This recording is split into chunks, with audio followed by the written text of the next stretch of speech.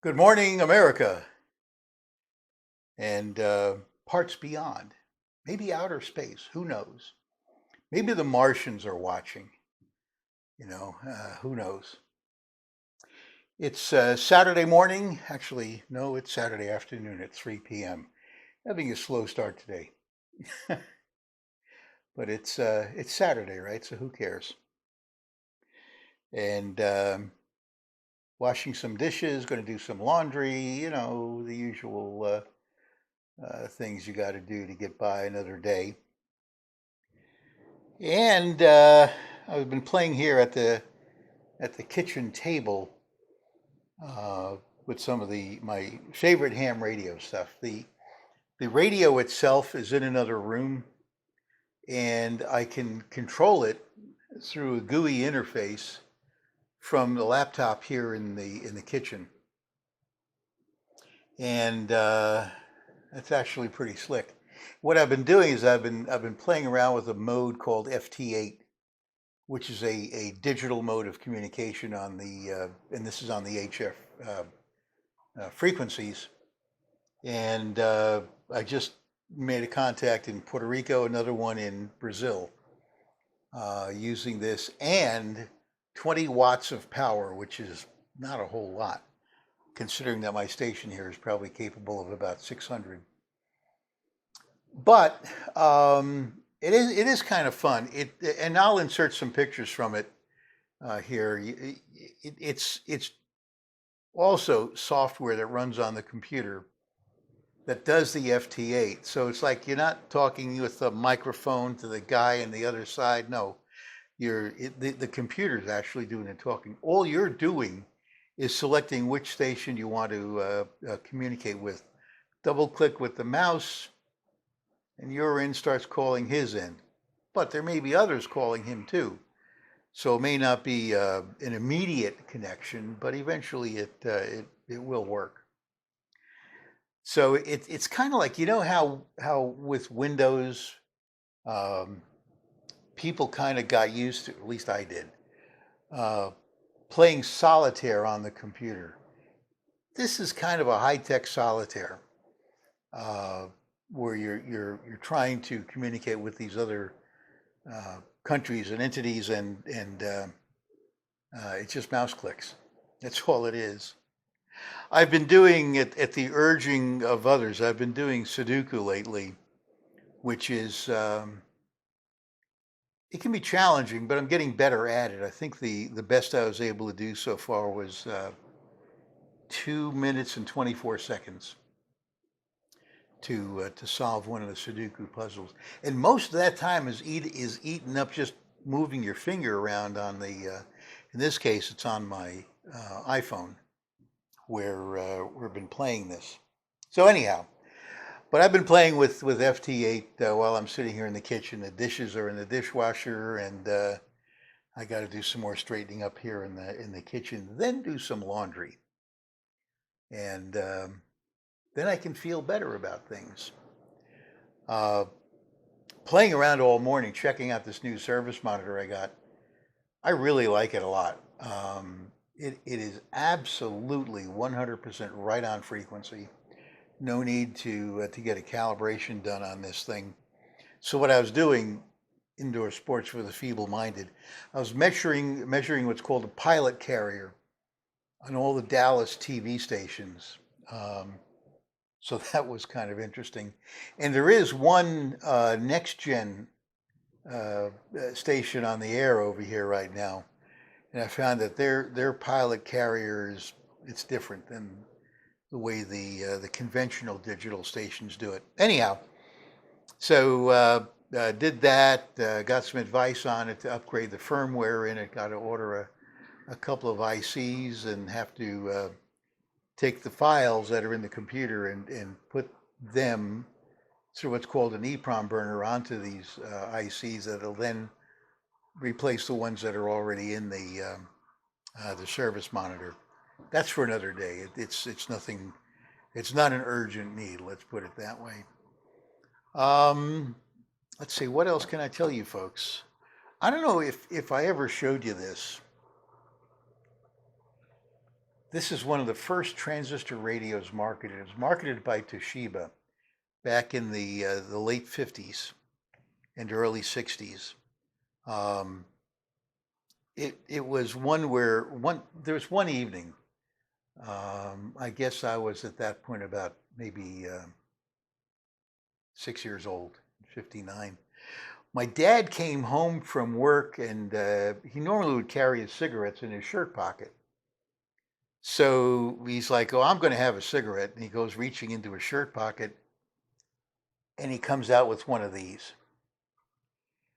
And I was just fascinated with this because to this point, a radio was this big thing that sat on top of the refrigerator or was in the dashboard in the car. But here, it's actually smaller, well, about the size of a pack of Camels back in the day before they put filters on them. And it's an AM only, AM band only. Of course, nobody was even thinking about FM back then. And I used to take this thing and hide it under the pillow at night, and I'd listen to Gene Shepard while I was going to sleep. That was a big deal back then. And he was easy to receive where we lived in Fords because the WOR transmitter was only 7 miles away in Carteret. And even my first crystal radio that I built, the only thing I was able to receive on it was WOR because they were just so strong. 50 kilowatts, 7 miles away. That's a fairly good signal. But anyhow, so I had one of these, this Toshiba. The only drawback to this radio, and they did this for size, I'm sure, was the batteries that they used. There's 3 of them, and those are called Type N cells. Well, that's not something you buy just anywhere. So that was probably its one drawback, was the Type N batteries. But there's WBAP, which is 5 miles away, 50 kilowatts. So no problem receiving them either. Anyhow, I just wanted to show everybody this radio, and I've just been fascinated with this. I've been collecting these. I probably have 7 of them right now. 2 work, the rest don't work. But it's one of those things where I buy it and figure, well, one day, I'm going to get around to fixing this stuff. And I did this before I retired, bought a lot of radio equipment. I'll work on this when I'm retired. I haven't touched any of it yet. And I really need to, because I need to start either eBaying this stuff or just take it all down to Belton and, no offer refused, that kind of thing. And I was thinking about it this morning. The first one I'm going to do that with is a Marine HF radio made by ICOM that's just excess to my needs. I had 2 of them. I sold one already at Belton. Maybe I could find another buyer over there in Belton and sell it. Belton happens, it's the first weekend in April and the first weekend in October is what the Belton Ham Fest is. So I'll be down there dealing with that. Let's see, what else did I want to show you folks? I guess that was really it. Those 2 things I wanted to point out. And it's hot again. It's going to be 100, 101 today.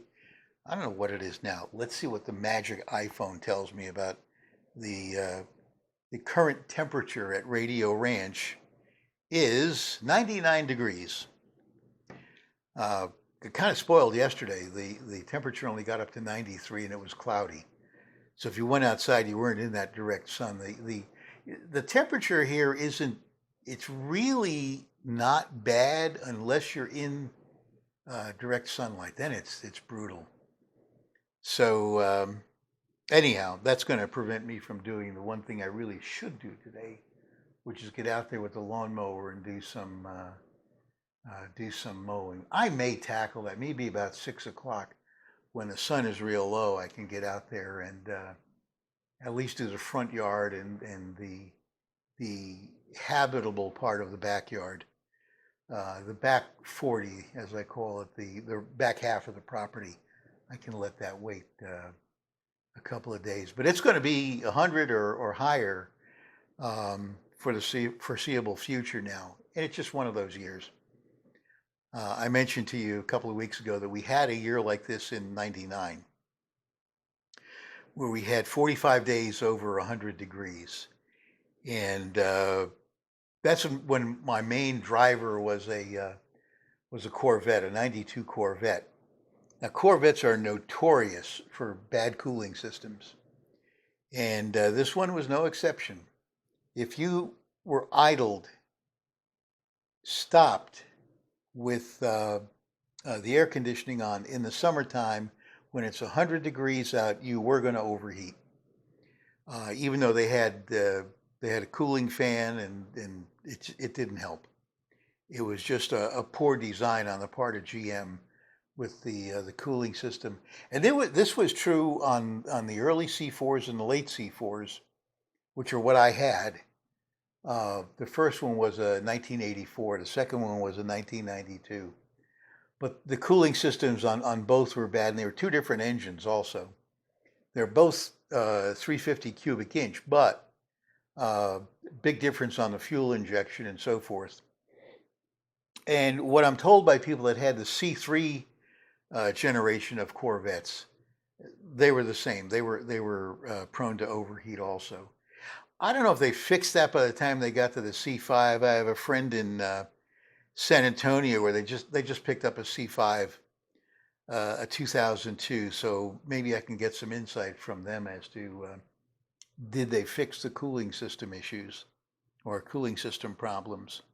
But that's what's going on. I'm going to maybe put off the lawn mowing. As I said in yesterday's video, the neighbor was out there cutting his, and I need to at least get out there and match it. What he's nice enough to do is he actually comes all the way over to my driveway, which maybe about 10 feet of that area that he gets over is my property when he mows his lawn.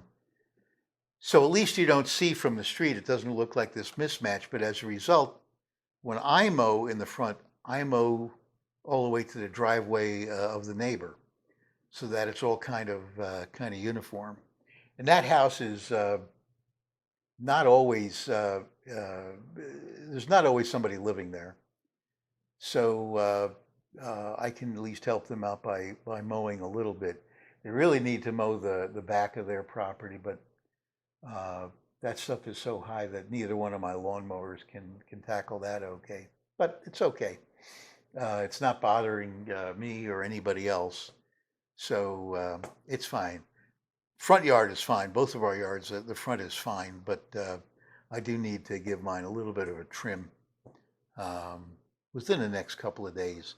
So if I don't do it today and tomorrow, I'm probably going to be out of the house, and I'll try to get to it on Monday. If I were really smart, I would do it at like 8 o'clock in the morning.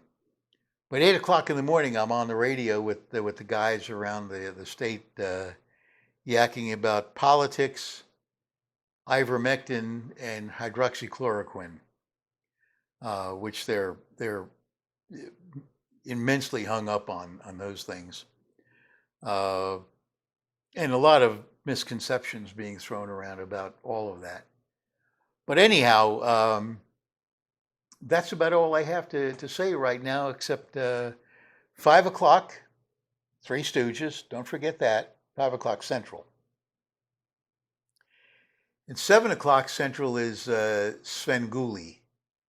I'm not sure what his movie is tonight because the channel listing just says Svengoolie. It doesn't tell what movie he's going to have on.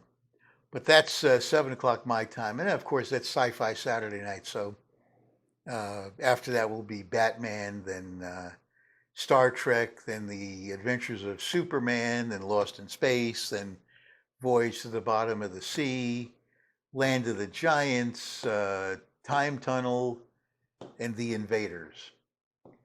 That takes you up to Sunday morning about 5 a.m., I guess it is, by the time that's all over. I'm not going to be up that late watching this stuff. I record it.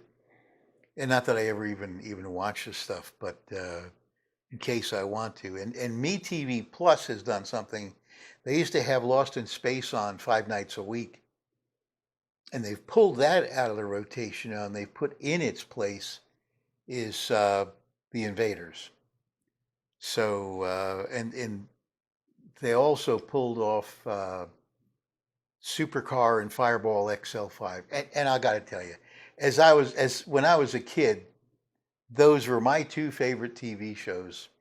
First, it was Supercar, and after that, ran there in New York, and I forget which station carried it. But after that, it was Fireball XL5. And I'll let you in on a goofy secret. When I went through my confirmation as a Catholic, we had to pick another name. So I picked Stephen as my confirmation name. And the reason for it was in that crazy program, the main character, and these are marionettes, puppets. The main character was Steve Zodiac. So my confirmation name was because of that. Oh, the crap we do when we're kids, right? Anyhow, don't forget to follow my videos. At some point, they're going to get better and get interesting. But right now, I'm just getting the knack of how to do this and how to edit it and so forth. But you know, the technical stuff is coming. So I'm going to say, for right now, this is Crowley, 6 to an even, over and out.